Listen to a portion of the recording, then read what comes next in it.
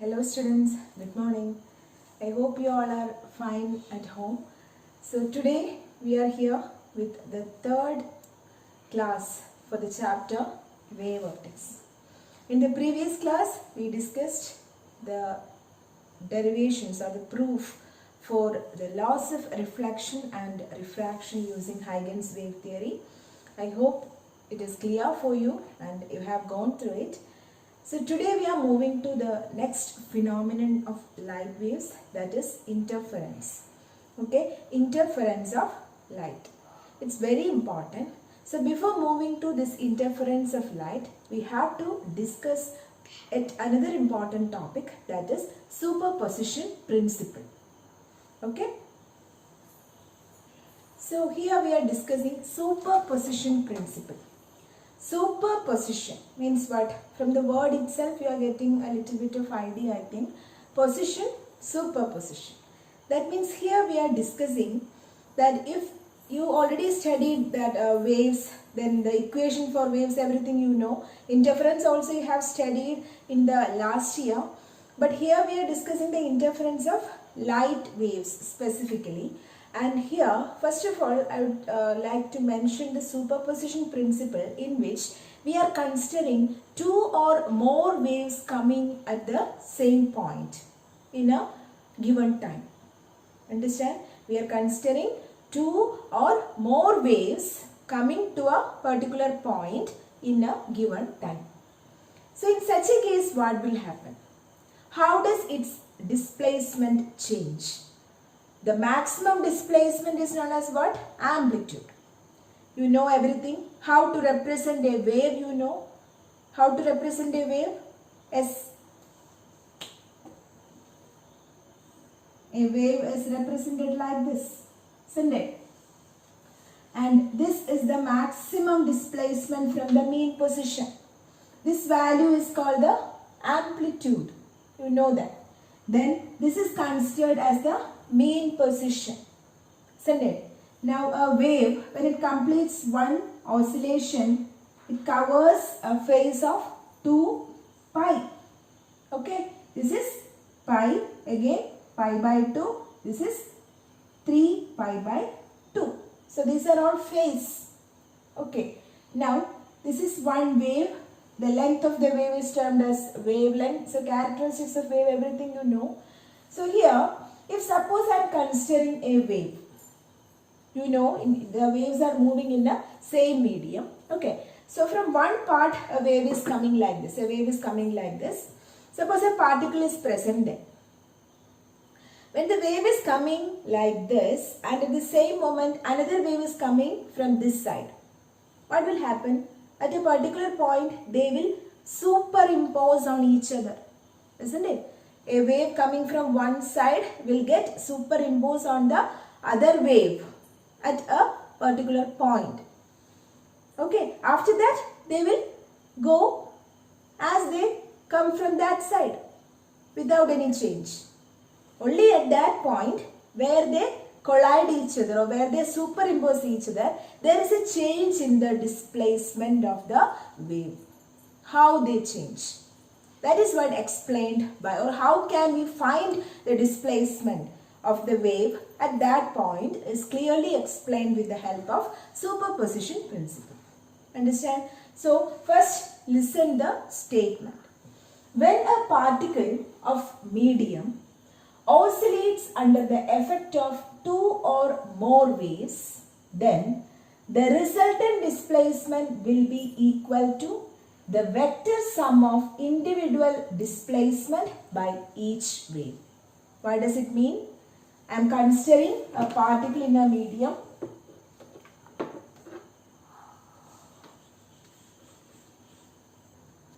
Particle P is there. Now a wave is coming from this side like this. Okay. At the same time another wave coming from this side. So what will happen? At this point both the waves will superimpose on each other. So their displacement will change. Their amplitude will change. Understand? So how can you find the amplitude? Suppose this wave is having a displacement y1 and this wave is having a displacement of y2. you can say, according to the superposition principle, you can say that the resultant displacement y is actually the vector sum of the displacement, individual displacements. You know displacement is a vector quantity. In vectors you have to mention both the magnitude and direction. So here if any number of waves coming from different direction, they will superimpose on each other. If they superimpose on each other, the resultant displacement can be written as the vector sum or the algebraic sum. We are noting the term vector sum, it is very important. Okay, vector sum of the displacements of each waves. Understand? So if there are two waves having displacement y1 and y2, what is the resultant displacement? It is y is equal to y1, vector y1 plus vector y2. Understand? So this is what given by superposition principle. I will illustrate with the help of another diagram, then it will be clear for you.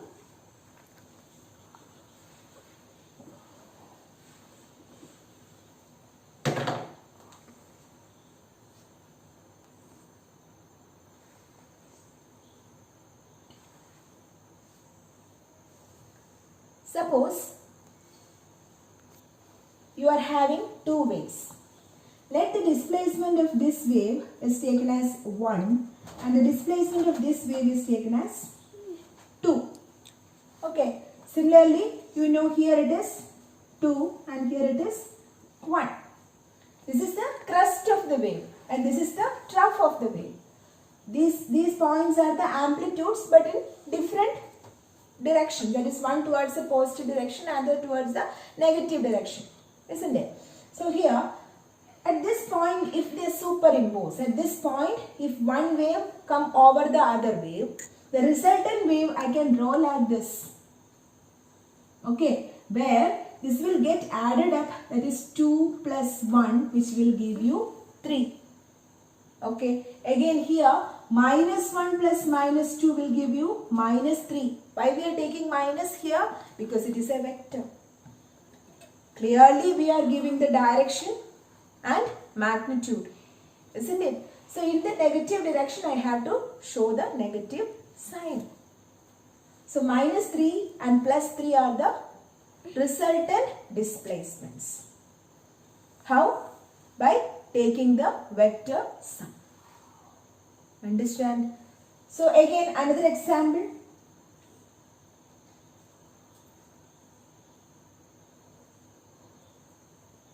Here listen. Let this displacement be 4 units and this displacement be 2 units. So what will happen? As one is 4 in the positive direction and the other is minus 2 in the negative direction. So the resultant is 2 where in the upward direction, isn't it? So again I can draw a wave like this, which is not at all high when compared to this wave, but it's in the upward direction. So here also we are taking the vector sum of the displacements. In such a way, if any number of waves are coming towards a point, we can take the vector sum to calculate the resultant displacement of the waves. Understand? So this is very useful in the case of for studying the phenomenon interference. Okay, so let us move to interference of waves.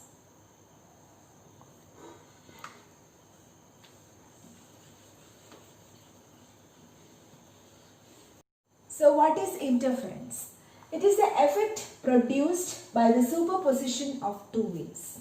Okay, so when two waves get superimposed or when two waves get superposed, what is the effect produced? What is the resultant displacement or what is the resultant intensity of the light wave at a particular point?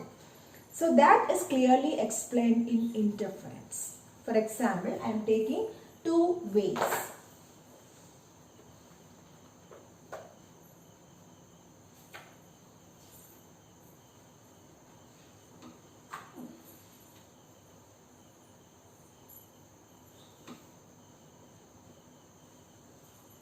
Two waves.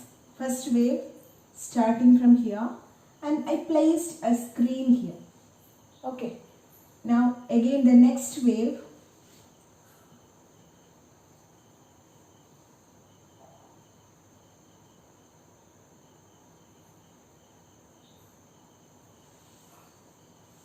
What is happening here?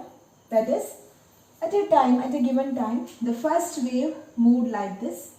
Second wave also moved with the same phase. So in that case, the two waves get superposed, or the two waves get superimposed.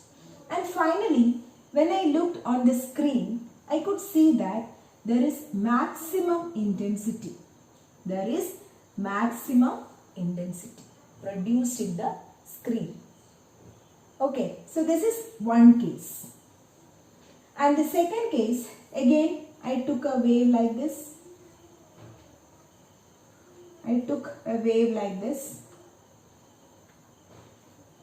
Clear? Then the second wave traveled like this.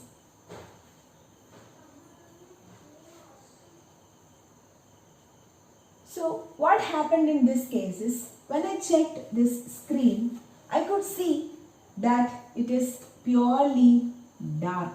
Here the intensity is maximum and here the intensity is minimum.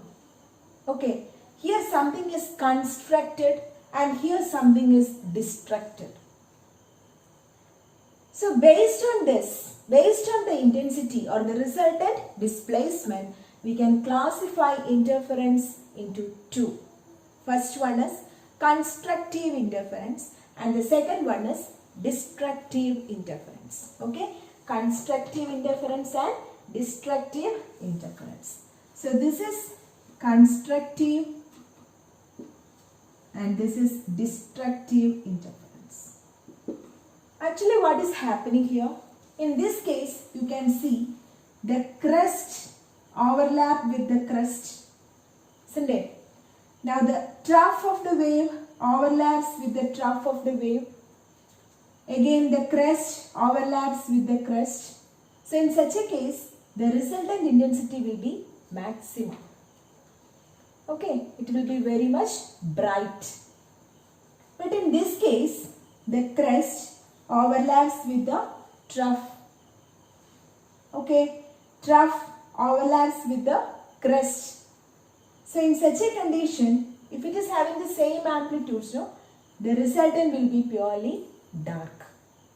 So here something, the intensity gets distracted and here new intensity, means intensity gets increased.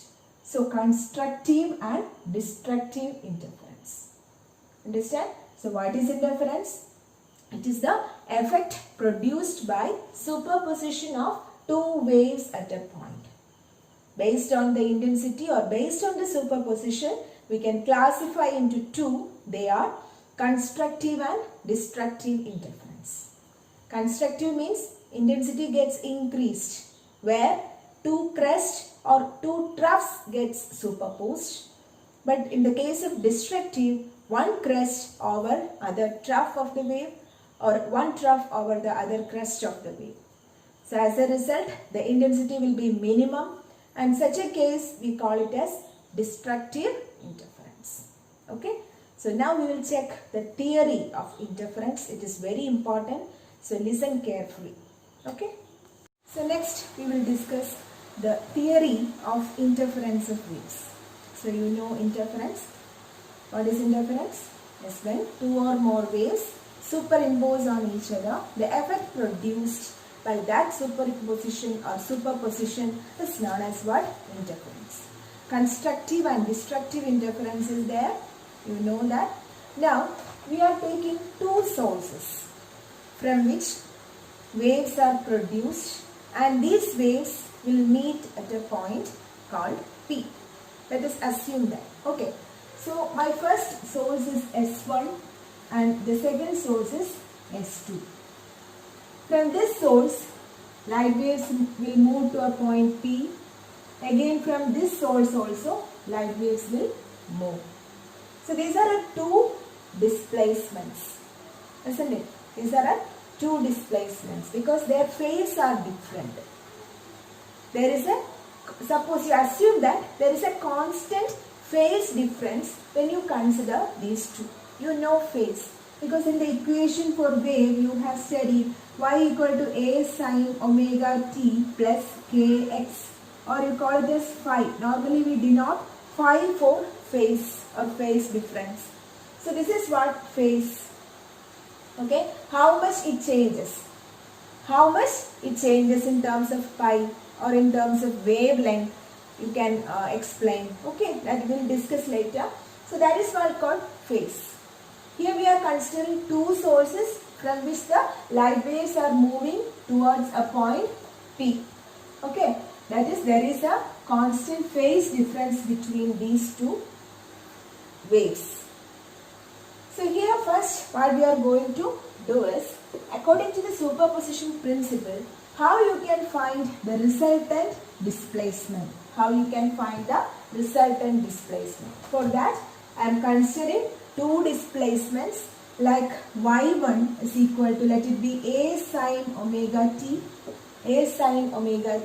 and the second one is y2, which is given by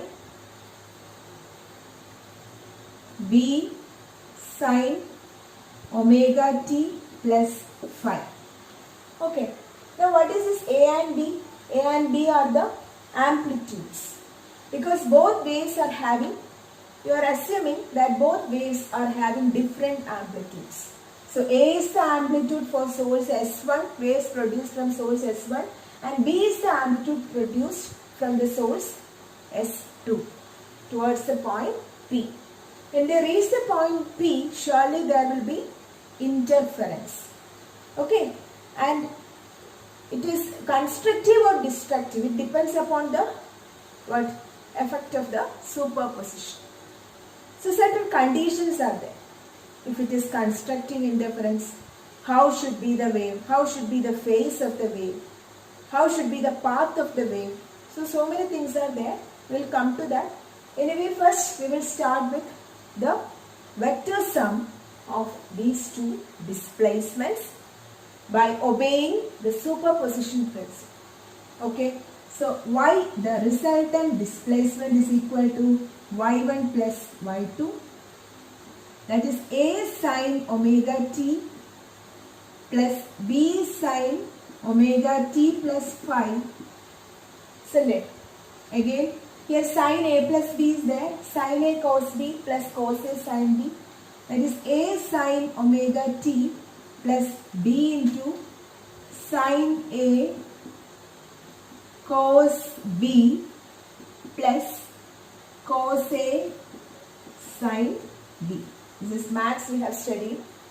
Now I am opening the brackets. So b sine omega t cos phi plus b cos omega t sine phi. Clear? Taking the common, that is sine omega t is common there, no? So I can take it as a plus b cos phi into sine omega t plus b cos omega t sine. I am giving a small substitution, that is a plus b cos phi, I will take it as a cos theta, and b sine phi, I will put a sine theta. Okay, substituting there, y is equal to, let it be equation number 1 and equation number 2. So a cos theta sine omega t plus a sine theta cos omega t. Is much clear? So small substitution, that is a plus b cos phi is equal to a cos theta and b sine phi equal to a sine theta. Then substitution, taking a as common, we can write like this. Now what is this? Cos theta sine omega t plus sine theta cos omega t. Again cos a sine b, sine a cos b. What is that? Yes, it is sine omega t plus theta. Isn't it? So a sine omega t plus theta. Here I can tell that this A is the resultant amplitude. A is the resultant amplitude and theta is the resultant phase difference. It's much clear. Once again, this is just explanation of the theory of interference. We have to find the conditions for constructive and destructive interference because we don't know what will happen when it reaches the point P. Two sources we took and light waves are moving from the sources. Since it is out of phase, there is this constant phase difference between these two. It can be either constructive or destructive, but it depends upon how it go there. Okay, so there are certain conditions based on the phase or based on the path. For that, first we are taking two sources emitting two waves and let the displacements be first y1 equal to a sin omega t and y2 equal to b sin omega t plus phi, where a and b are the amplitudes of the waves. Then y equal to y1 plus y2 according to which principle? Superposition principle. Then substitution. Then a sin omega t plus b sin omega t plus phi. This is sin a plus b, sin a cos b plus cos a sin b. So expanded, b taken common there, and just again one simplification by taking sin omega t as common. So a plus b cos phi sin omega t plus b cos omega t sin phi. Here again I gave one substitution. That is a plus, this is for simplification only, a plus b cos phi equal to a cos theta and b sin phi equal to a sin theta. So after substitution, I got the expression as y equal to a sin omega t plus theta, where a is the resultant amplitude and theta is the resultant phase difference. This much is clear? Okay. So shall we move to the next part? Now what I am doing is, I am squaring and adding the equations 1 and 2. Okay, I am taking 1 square plus 2 square. We can do that. So first, right side will give you a square cos square theta plus a square sin square theta. Isn't it? Will give you a plus b cos phi the whole square plus b sin phi the whole square. Clear? So this is a square common and remaining cos square theta plus sin square theta. What is that? 1. So I can write a squared is equal to a squared plus 2ab cos phi, okay, plus b square cos square phi plus b square sin square phi. Here also b square is common. Cos square phi plus sin square phi will give you 1. So this expression will change like a square is equal to a square plus 2ab cos phi plus b square. The similar thing you have done in the previous year in the chapter vectors. I hope you remember that. So here what is a? A you can write it as root of a square plus 2ab cos phi plus b square. Isn't it? Always the direction is given by tan theta. How can you find tan theta? You just need to take equation 2 by equation 1, which will give you a sin theta by a cos theta. A get cancelled. So tan theta you will get. That is tan theta is equal to b sin phi by a plus b cos phi. B sin phi by a plus b cos phi. Is much clear? So after this we squared equation 1 and 2 and then we took the sum. So after taking the sum, I got a, that is the resultant amplitude is given by the expression root of a square plus 2ab cos phi plus b square, and the direction or the phase is given by tan theta is equal to b sin phi by a plus b cos phi. Okay, now we are moving to the intensity part, very important, moving to find the expression for intensity. Is much clear? So you have studied a relation between intensity and amplitude. Do you remember? In our plus 1 classes we have studied a relation between what? Intensity and amplitude. Yes. Intensity is directly proportional to the square of the amplitude.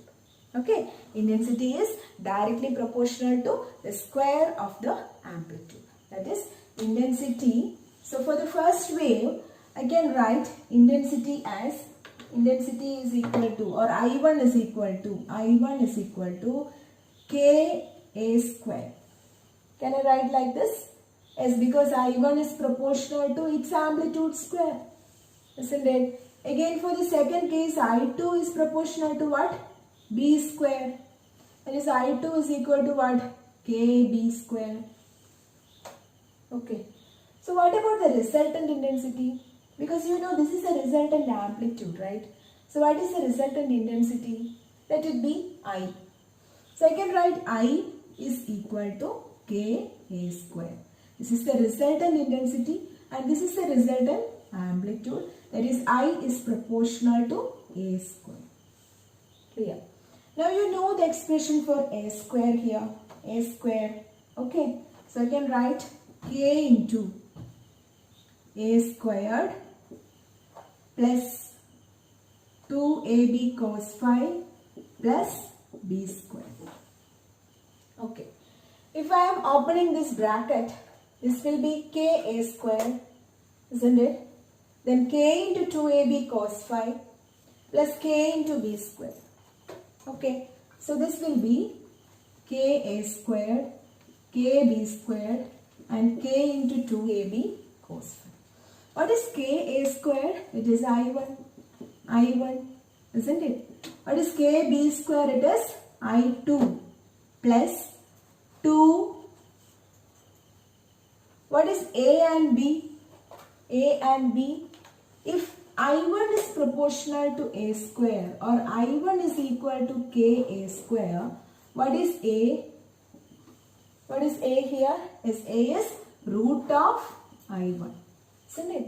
Root of I1. Similarly, B is equal to root of I2. So I can write 2 into root of I1 I2 cos phi. Root of I1 I2 cos phi. Understand? So this is the expression for intensity, the resultant intensity at the point P. So this is the expression for I. Okay, I equal to I1 plus I2 plus 2 root of I1 I2 cos phi. This is the expression for the resultant intensity of the wave at the point P. Okay. Okay, so we derived expression for intensity, that is I equal to I1 plus I2 plus 2 root I1 I2 cos phi. Okay. Now we are going to find the conditions for constructive interference or destructive interference. We don't know what will happen at the point P when the light waves are moving from two sources. It can be either constructive or destructive. If it is constructive, means intensity will be maximum. We can see a bright light there. If it is destructive, means what will happen? Purely it will be dark. Destructive, completely the amplitude get turned or intensity get turned to 0, since if it is having same amplitude. Okay, so here first we will move to the condition for constructive interference. So topic is condition, very important for constructive interference.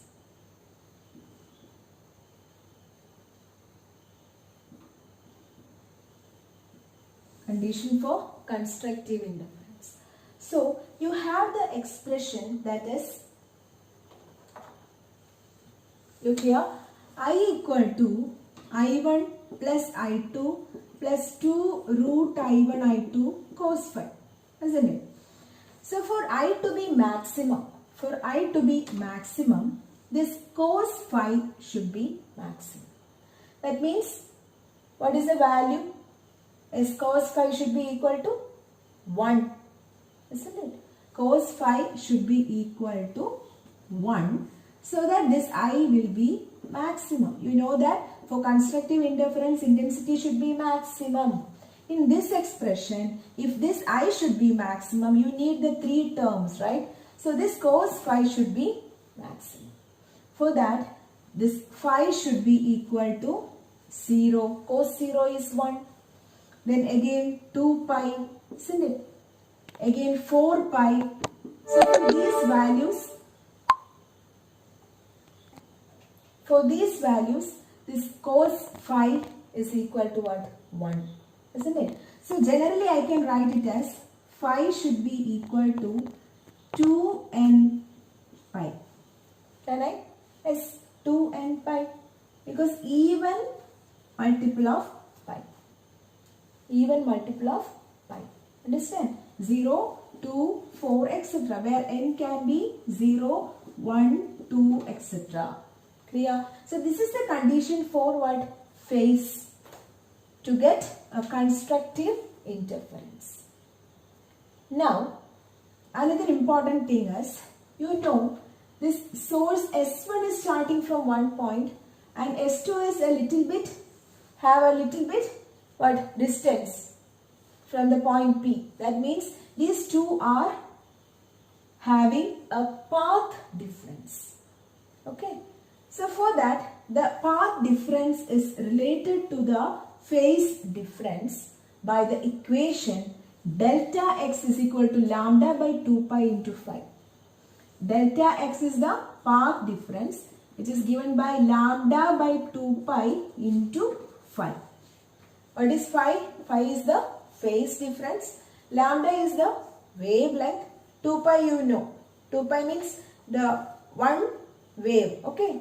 If a wave completes one oscillation, it is having a phase of 2 pi. So you know, for a wave, this is the path, no? This is the path. This is the path traveled by a wave. That is called what? Lambda. For one wave, what is the path? It is lambda. And what is the phase? It is 2 pi. Okay. So relation is like this. That is, delta x means the path difference, which is given by lambda, that is one wave, by one phase into the phase difference. Clear? So here I got 2n pi, right? If I substitute here, lambda by 2 pi into 2n pi will give you what? N lambda. N lambda. That means the phase difference should be even multiple of pi, whereas the path difference should be what? An integral multiple of lambda. Integer into lambda. So n can be 1, 2, 3, etc. N can be 1 lambda, 2 lambda, 3 lambda, etc. Clear? So there should be a path difference as well as a phase difference, so that we are getting constructive interference. And what is the condition? The phase should be even multiple of pi and path should be an integral multiple of what? Lambda. Clear? So path is always in terms of lambda, because you know the path length is lambda, wavelength.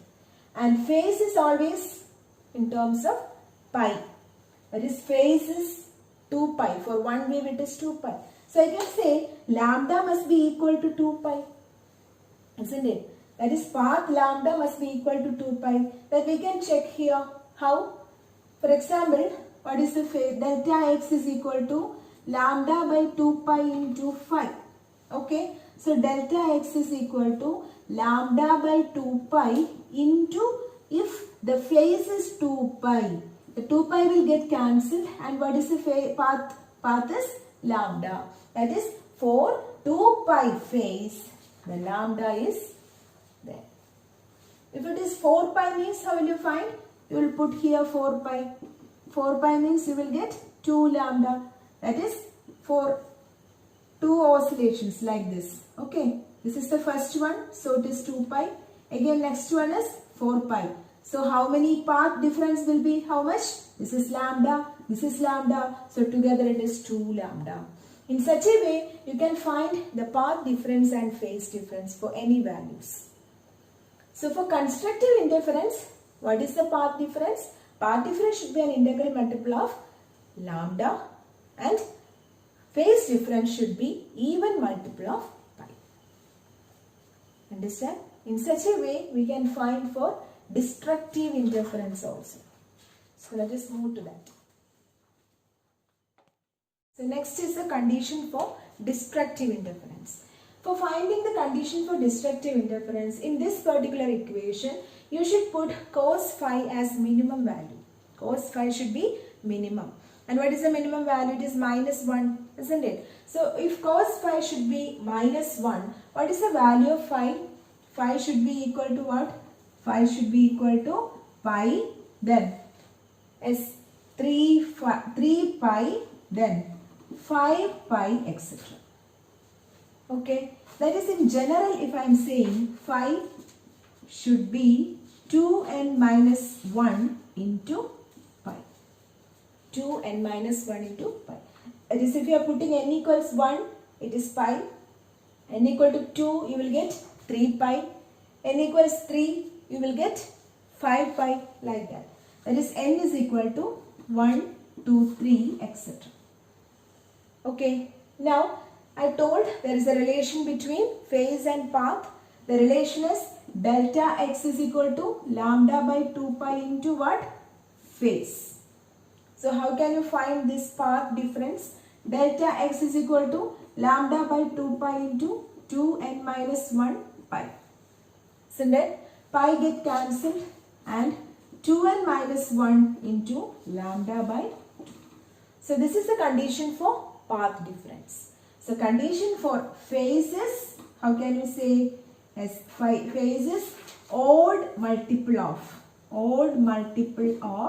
pi, and path is, again, actually it is odd only, no? That is, if you are putting 1, you will get lambda by 2, isn't it?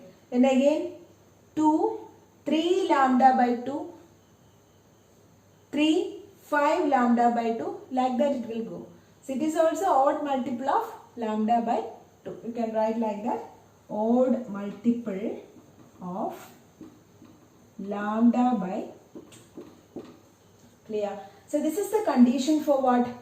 As destructive interference. Okay. First we found a relation for intensity.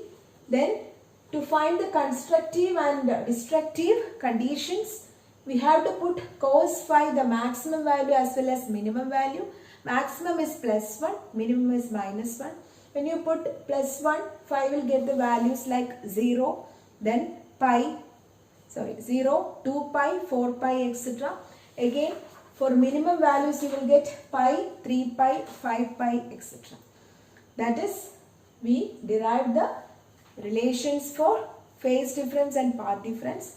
Also, by getting the phase difference, you can find the path difference because both are related by an expression delta x equal to lambda by 2 pi into 5. This you got the conditions. Okay. So first, before getting this equation, we wrote one expression like this. That is, I is equal to k into a square plus b square plus 2ab cos phi. Isn't it? That is, k into, if the cos phi is maximum, this will be k into a square plus b square plus 2ab, isn't it? Or k into a plus b the whole square. That is, for I maximum, in this equation, it is clear that you have to take the sum of what? The amplitudes of each wave and then square it. Clear? That is intensity maximum. If it is intensity maximum, it is k into a plus b the whole square. You know that general expression is I proportional to a square. So for finding the maximum intensity, I max is equal to k into, we can add the amplitudes, right? We can add the amplitudes and take the square. Okay. Similarly, if it is -1, this will be I minimum, which is equal to, what is that? As it is proportional to what? A minus b the whole square. A minus b the whole square. Understand? In such a way, you can find the intensity maximum and intensity minimum. Now one condition. If both are having same amplitudes, what is the value? As if both are having same amplitudes, I maximum will be equal to k into a plus a the whole square, which is 2a the whole square or 4a square. So I max is proportional to 4a square for constructive interference. Important. I max proportional to 4a square for constructive interference, and if it is minimum and if both are having the same amplitudes, you will get a minus a, so it will be 0. So what is I minimum? I minimum is equal to 0, which means that you will get a dark region on the screen, and here you are getting what? Maximum brightness or maximum intensity.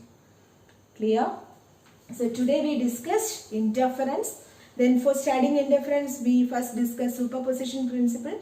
Based on the superposition principle, interference classified into two they are. Which are they? As constructive and destructive. Then we discussed the theory. Each one is important. I am again saying it because this is a usual question for your board question. So be careful while studying, and the section is, you can divide it so that it will be easy for you. That is to find an expression for intensity. Then what are the conditions of constructive and destructive interference? How the path difference and phase difference is related. Like that, if you are studying, it will be easy for you. And what is the condition for maximum intensity and minimum intensity? Understand? So each thing is important. Write it and study. Okay, by looking it will feel like easy for you, but you have to write it and study. And while you can prepare notes by your own, that will be good. Okay, so go through the derivation, only then you will be able to cover the next class. You will understand the next class. So study it properly, and if you have any doubt, contact me. So have a nice day and thank you.